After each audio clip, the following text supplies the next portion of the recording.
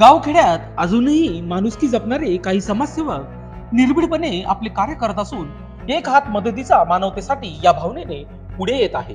त्यांचे जिवंत उदाहरण म्हणजे बागलाण तालुक्यातील शिरपूर वडे या गावातील पूजा विश्वास ठाकरे या महिलेचा 7-8 दिवसापूर्वी अल्पशा आजाराने मृत्यू झाला. तिला 5 ते 6 दिवसाचे चिमुकलं बाळ असून त्या बाळाला दवाखान्यातील उपचारासाठी अत्यंत गरज होती.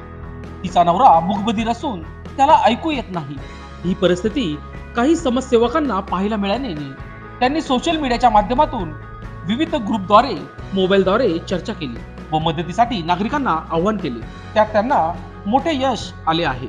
नागरिकांनी भरभरून मदत करत 41,000 इतकी रक्कम जमा केली. काही डॉक्टरांनी 1 वर्षापर्यंत त्या बाळाला मोफत उपचार देण्याचीही घोषणा केली. रात्री शिरपूर वडे